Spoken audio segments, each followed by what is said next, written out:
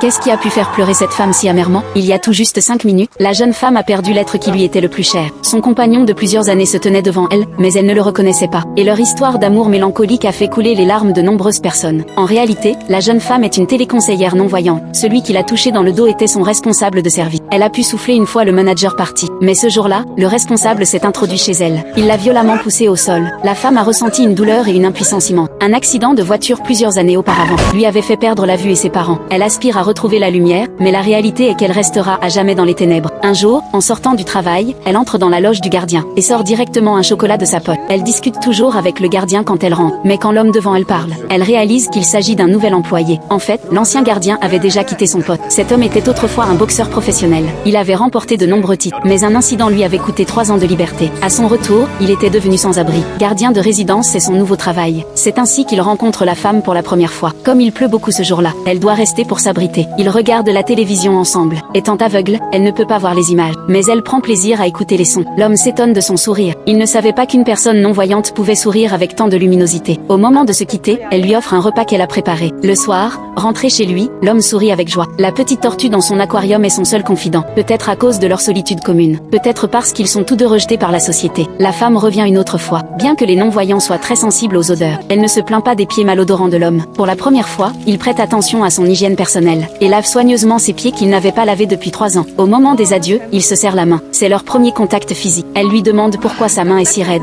Embarrassé, l'homme retire sa main sans répondre. Même optimiste, la femme s'inquiète quand sa canalisation se bouche. L'homme commence à attendre ses visites avec impatience. Les scènes tristes à la télévision la font pleurer. Elle demande à l'homme à quoi ressemblent les personnages. Il lui dit que tous les acteurs sont beaux. En marchant dans la rue, le klaxon d'une voiture les fait sursauter. La femme tombe et se tord la cheville. Un vieil homme, voyant sa bouteille cassée, commence à se plaindre bruyamment. L'homme porte la femme sur son dos pour la ramener chez elle, sous la lumière des réverbères nocturnes. À ce moment, la femme sourit étrangement, car devant leur maison se trouve un long escalier. Après l'avoir monté, l'homme est épuisé. Il débouche aussi la canalisation pour elle. En entendant l'eau s'écouler librement, elle sourit, pour le remercier. Elle l'invite à assister à un concert. En descendant les escaliers, l'homme est si heureux qu'il ne se reconnaît plus. La femme se rend spécialement au salon de coiffure. Le coiffeur lui fait une nouvelle coupe, bien qu'elle ne sache pas que sa coiffure ressemble à un nid d'oiseau. Elle se sent comme une rose séduisante. L'homme est surpris de voir sa nouvelle apparence. Au concert, elle écoute attentivement, tandis que le regard de l'homme reste fixé sur elle. Dans un café, elle lui demande quel était son ancien métier, mais il devient soudainement silencieux. Il répond d'un ton peu amical de ne pas se mêler de ses affaires. Ces mots blessent l'amour-propre de la femme. Elle pense qu'il la méprise et s'en va. L'homme la suit et lui explique la situation. Il dit avoir commis de nombreuses erreurs par le passé, mais qu'il ne les répétera plus. C'est par honte qu'il n'avait rien dit. La femme, encore un peu fâchée, rentre seule chez elle. Ce qui aurait dû être un premier rendez-vous parfait s'est terminé dans une ambiance tendue.